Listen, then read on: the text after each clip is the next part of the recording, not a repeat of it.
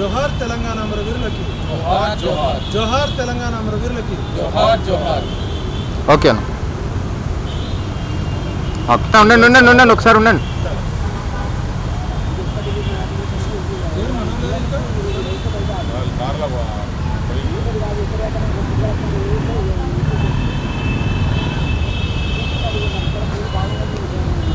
Okay అన్న. సరే, తెలంగాణ ఆవిర్భావ దినోత్సవ సందర్భంగా తెలంగాణ ఉద్యమకారులు కావచ్చు, చనిపోయినటువంటి కుటుంబాలకు అందరికీ న్యాయం జరగాలనే డిమాండ్ తోటి గత 10 సంవత్సరాలు తెలంగాణ వచ్చిన తర్వాత నుంచి ప్రతి సంవత్సరం ఇక్కడ అంటేనే ఉన్నాము, అప్లికేషన్స్ పిటిషన్స్ పెడితేనే ఉన్నాం గవర్నమెంట్ కానీ ఇప్పటిదాకా చాలా కొంతమంది 550 మందిని మాత్రమే గుర్తించారు. 1200 మంది తెలంగాణ గురించి కొట్లాడి అమరులైందని చెప్పి అసెంబ్లీ సాక్షిగా గత ముఖ్యమంత్రి చంద్రశేఖరరావు చెప్పిండు. తర్వాత ఇప్పుడున్నటువంటి ముఖ్యమంత్రి గతంలో ఆయన పిసిసి ప్రెసిడెంట్ ఉన్నప్పుడు, కాంగ్రెస్ పార్టీలో ఉన్నప్పుడు ఆయన కూడా సేమ్ అదే చెప్పిండు.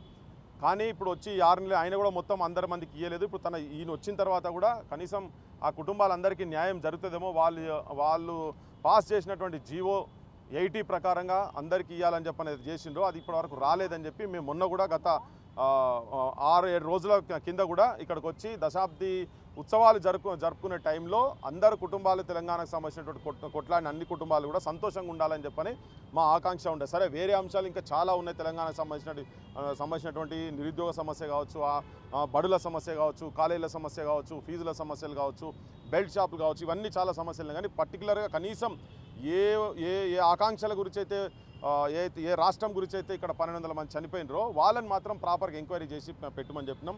ఈ ప్రభుత్వం వచ్చి కూడా 5 నెలల అయిపోయింది, 6వ నెల దగ్గరికి వస్తున్నది. 9వ తారీఖు వస్తే 6వ నెల. ఇప్పటిదాకా కూడా వీళ్ళు కూడా కనీసం ఒక 6 మందినైనా ఐడెంటిఫై చేసి ఇచ్చిన పాపన పోలేదు. వాళ్ళు మేనిఫెస్టోలో పెట్టిర్రు, మేము 100 రోజుల లోపల మొత్తం మేము వచ్చిన 100 రోజుల లోపల అందరికీ ఐడెంటిఫై చేసి ఇస్తామన్నారు. కానీ వాళ్ళు మరి ఎందుకు వాళ్ళకి పట్టింపు లేదా మాకు అర్థమైతే లేదు. రేవంత్ రెడ్డి అన్నాడు తెలంగాణ అన్నోడు కాదు కనుక వాళ్ళకి ఈ ఉద్యమకారుల మీద మమకారం లేదేమో, సచ్చిన కుటుంబాల మీద ప్రేమ లేదు కావచ్చు అని అనిపిస్తున్నది. అటువంటి జరగకుండా ఉండాలని చెప్పి మేము విజ్ఞప్తి చేసినాం. కానీ అదే జరిగింది. ఈవెన్ ఉద్యమకారులకు కూడా వాళ్ళకు వెంటనే రాగానే 250 గజాల ల్యాండ్ ఇస్తామని చెప్పిండ్రు. ఈవెన్ కుటుంబాలకు సంబంధించినటువంటి వాళ్ళకు కూడా పెన్షన్స్ ఇస్తామని చెప్పారు. ఏది కూడా ఇప్పటివరకు ఒక్కటి కూడా కాలే. ఇవాళ పొద్దున ముఖ్యమంత్రి మాట్లాడుకుంటూ ఆవిర్భావ దినోత్సవ సందర్భంగా మాట్లాడుకుంటూ కూడా కనీసం దాని మీద ఒక్క మాట కూడా మాట్లాడలేదు. చాలా బాధ అనిపిస్తుంది, ఇబ్బంది అనిపిస్తుంది. వాళ్ళని ఏదో గొర్రె లెక్క బస్సులు ఆర్గనైజ్ చేసి తీసుకొచ్చి ఇక్కడ వారేసిండ్రు. వాళ్ళకి కనీసం ఇక్కడ భువనన పెట్టే ఇంగిత జ్ఞానం కూడా లేదు. అనేమిక ప్రభుత్వాలకు నాకు అర్థమైతలేదు. హోటల్లో పంట తిప్పుతారు వాళ్ళని, ఆ హోటల్ ఈ హోటల్ అని చెప్పి, ఆడ 10 మంది ఈడ 10 మంది అని చెప్పి, ఆటో షెట్టుకోడు గుట్టకోడు పుట్టకోడు అన్నట్టుగా ఆ ఎంఆర్ఓలో తీసుకొచ్చేటప్పుడు ఉన్న శ్రద్ధ, అక్కడి నుంచి తీసుకొచ్చేటప్పుడు 4 గంటలకు ఇళ్ళకే లేపుకొని తీసుకొచ్చారు. కనీసం ఇంటికి పోయేటప్పుడన్నా ఈ మాటలు చెప్పొద్దు అనుకున్నా కానీ వాళ్ళందరూ చెప్తున్నారు, అరే ఇంత అన్యాయంగా ఇంత ఘోరంగా ఏంది, మమ్మల్ని ఎందుకు పట్టుకొచ్చినట్టు. ఒక్క మాట కూడా అమరుల కుటుంబాల గురించి నువ్వు ఏం చేసినావు, ఏం చేస్తావు, ఏం లేదు. ఆపోజిషన్లో మాత్రం అడగోలుగా మాట్లాడిండ్రు. ఇక అంతకన్నా ఇంకా ఘోరమైన విషయం ఏంటంటే అసలు తెలంగాణలో ఉన్నటువంటి నిజమైన పోరాటాలు చేసిన వాళ్ళకి ఎవరు కూడా ఇన్విటేషన్స్ రాలేదు. కనీసం వాళ్ళకు కుటుంబాలకు సంబంధించి ఎట్లా గుర్తించారు, మీదేదే ప్రాతిపదికన గుర్తించారని మీరు కోరుతున్నారు? ఇప్పుడు అప్లికేషన్స్ ఆల్రెడీ వాళ్ళు ఇచ్చి ఉన్నారు. కొన్ని ఎంక్వైరీలు ఇప్పుడు మేము కొన్ని కుటుంబాలను తీసుకొని వచ్చిన వాటికి ఏంటంటే ఎఫ్ఐఆర్లు ఉన్నాయి, అన్నీ ఉన్నాయి, వాళ్ళ దగ్గర కంప్లీట్గా ఉన్నాయి. కానీ ఎప్పుడైతే పోలీస్ ఎంక్వైరీ జరిగినప్పుడు వాళ్ళు ఆ ఇండ్ల కాడ లేనప్పుడు చూసుకొని వాళ్ళు నాట్ ఫౌండ్ అని చెప్పని తీసుకొని పోయారు. వాళ్ళని మళ్ళీ మేము తీసుకొచ్చి కలెక్టర్ల దగ్గరికి, ఈవెన్ ఇక్కడ డీజీపీ దగ్గర కావచ్చు, సెక్రటరియట్ కూడా చాలా సందర్భాలలో అప్లికేషన్స్ ఇవ్వడం జరిగింది.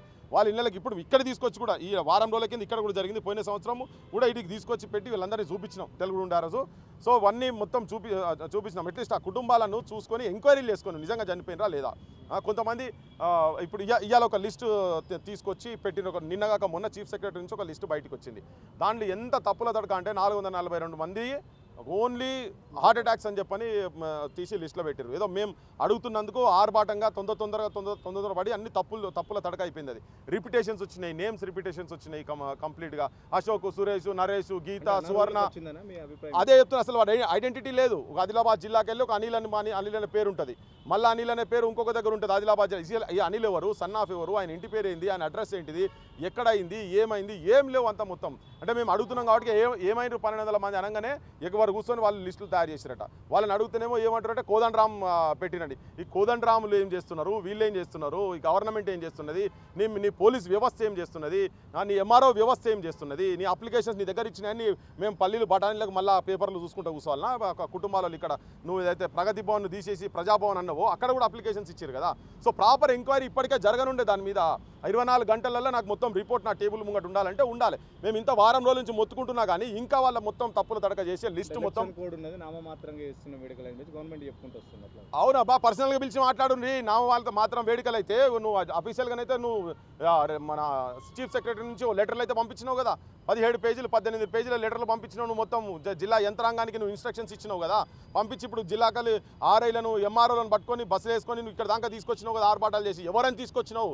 అందులో ఎవరు నిజమైన వాళ్ళు ఉన్నారు, ఎవరు అబద్ధం వాళ్ళు ఉన్నారు. ఇప్పుడు నేను చూపిస్తాను మీకు దాదాపు 180 మంది దాకా ఖాళీ ఓన్లీ అశోక్, సురేష్, నరేష్ ఇట్లనే పేర్లున్నాయి. రావు, రాజు, యాదయ్య, వెంకయ్య, మల్లేషు, ఎల్లేసు, యాదయ్య ఇటువంటి ఇట్లనే ఉన్నాయి. వానికి ఇంటి పేరు ఉండాలన్నా లేదా అసలు చనిపోయిన వాళ్ళకు అటువంటి ఏం లేకుండా పెట్టుకొని తీసుకొచ్చి పెట్టిండ్రు.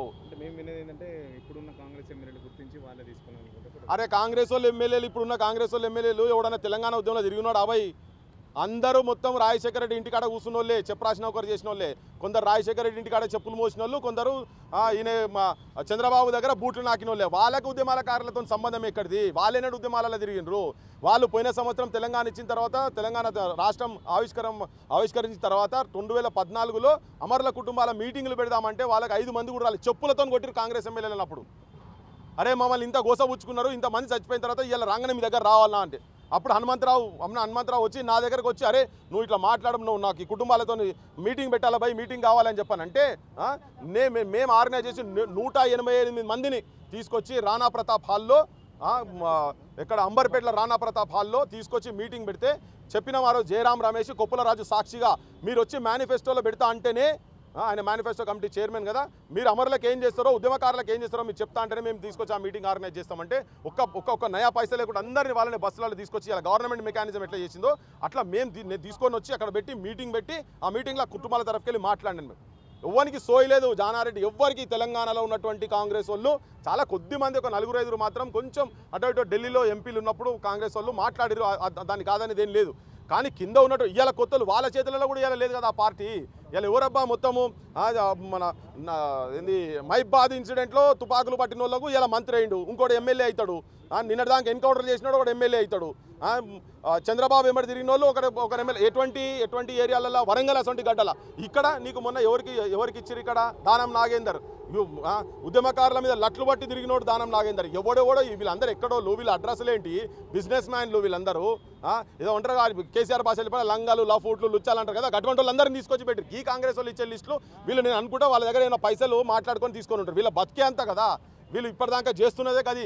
ఇదంతా చక్కగా ఉండేది ఉంటే మా బొట్టలకు పనే లేదు కదా, మాట్లాడే పనే లేదు. ఈ స్థూపం దగ్గరకు వచ్చి ఇక్కడ గొంతు విరుచుకుంటూ మాట్లాడాల్సిన సిచ్యువేషన్ ఉండదు కదా. అసలు ఘోరం ఈ ప్రభుత్వం అయితే. అట్లీస్ట్ ఈ 10 ఏళ్ళ పైశాచిక ప్రభుత్వం పాలన తర్వాత ఏదో వచ్చి మంచి చేస్తారు అనుకుంటే పెనంలోకి వెళ్ళి పోయి మళ్ళీ పొయ్యిలో పడ్డ కాడికి వచ్చింది. ఆంధ్రలో పోయి తెలంగాణలో వస్తే ఈ తెలంగాణలో ఈ దుర్మార్గులు వీళ్ళకి ఎవరికి ఏంటంటే తెలంగాణ సోయిలు, తెలంగాణ ఉద్యమాలలో పనిచేసిన వాళ్ళు కాదు వీళ్ళు. ఉద్యమకారుల మీద చేతులు లేపిన వాళ్ళే తప్ప వీళ్ళు ఉద్యమాన్ని హక్కున చేసుకొని గుండెలు పెట్టుకున్న వాళ్ళు కాదు వీళ్ళెవరు. అందుకే ఏంటంటే వీళ్ళ చేతులలో ఏవి కూడా కరెక్ట్ అయితే లేవు. వాళ్ళకి ఆ నిబద్ధత ఉంటే కూర్చోవాలి. వీళ్ళకు ఢిల్లీకి పోయి ఢిల్లీలో రిపోర్ట్లు ఇచ్చి ఢిల్లీలో కాంగ్రెస్ పార్టీ గురించి ఇక్కడ నుంచి పైసలు తీసుకుపోయి ఇచ్చేటువంటి పురుసత్ వీళ్ళకు ఉన్నది. గాలిమోటర్లలో తిరిగే పురుసత్ ఉన్నది. వేరే రాష్ట్రాల్లో పోయి ఎన్నికల తిరిగే పురుసత్ ఉన్నది. కానీ ఇక్కడ అమరుల కుటుంబాల జాడెక్కడున్నదో ఏందో తెలుసుకునే లేదా? మా బోర్డు నడితే కూడా 4 పేర్లు చెప్తాం భయ్, అది కూడా చేస్తలేరు వీళ్ళు. గదే మా బాధ. చాలా ఘోరం ఇది, చాలా ఘోరం అన్యాయం జరుగుతున్నది తెలంగాణలో. తెలంగాణ ప్రజలందరికీ 10 సంవత్సరాల తెలంగాణ ఆవిర్భావ దినోత్సవ శుభాకాంక్షలు చెప్తూ కొన్ని వాస్తవాలను, పచ్చి నిజాలను మీ ముందు ఉంచదలుచుకున్నా. ఈరోజు మన వెనకాల ఉన్న అమరవీరుల స్తూపం అనేది తెలంగాణలో 1968లో ఇదే కాంగ్రెస్ ప్రభుత్వము ఇందిరాగాంధీ ముక్కుపచ్చలారని విద్యార్థులని Indian army versus student fight జరిగితే 369 మంది విద్యార్థులు పోస్ట్ మార్టం చేసిన డెడ్ బాడీల సాక్షిగా ఈ అమరవీరుల స్తూపం నిర్మితమైంది. ఈ అమరవీరుల స్తూపాన్ని పద్మశ్రీ ఎక్కా యాదగిరి గారు 1974 వరకు ఆయన 2 సంవత్సరాలు కష్టపడి ఆయన సొంత ఖర్చు దాదాపు 5-6 లక్షలు ఖర్చు పెట్టి ఈ స్తూపాన్ని తయారు చేశారు. ఈ స్తూపమే తెలంగాణ అస్తిత్వానికి, తెలంగాణ ఆత్మగౌరవానికి, తెలంగాణ పోరాటానికి ప్రతీకగా ఉండి ఈ స్తూపం దగ్గరకు వచ్చి అందరు రాజకీయ నాయకులు ప్రతిపక్షంలో ఉన్నప్పుడు, అధికారం లేనప్పుడు ఇక్కడికి వచ్చి మొక్కుతారు. ఇదే కేసీఆర్ ఈ స్తూపాన్ని అడ్డం పెట్టుకొని రాజకీయం చేసిండు. 69 ఉద్యమకారుల త్యాగాల పునాది మీద జై తెలంగాణ పేపర్ టీఆర్ఎస్ పార్టీ పెట్టిండు. 1200 మందిని రెచ్చగొట్టి చంపిండు. కానీ 10 సంవత్సరాల కాలంలో ఈ స్తూపాన్ని అఫీషియల్గా ఆవిష్కరించలే ఇంతవరకు. ఈ స్తూపం మీద ఇంతవరకు ఎక్కడా శిలాఫలకం ఉండదు.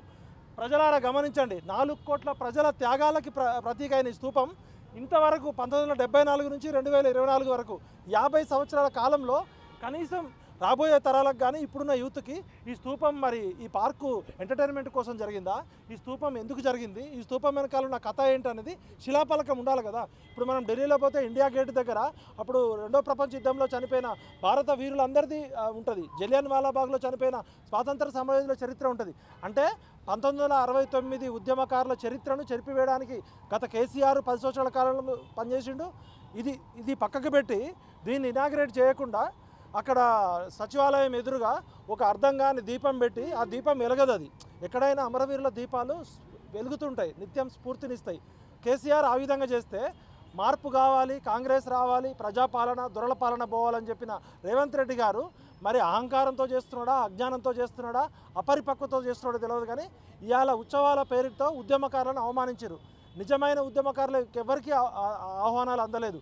అదేవిధంగా అమరవీరుల కుటుంబాలకి కనీసం 3 లక్షల కోట్ల రూపాయలు ఉన్న బడ్జెట్లో పృథ్వన్న తన శక్తితోటి 2007 నుంచి ప్రతి అమరవీరుల కుటుంబాలని దాదాపు 200 మంది అమరవీరుల కుటుంబాలను ఆదుకున్నాడు.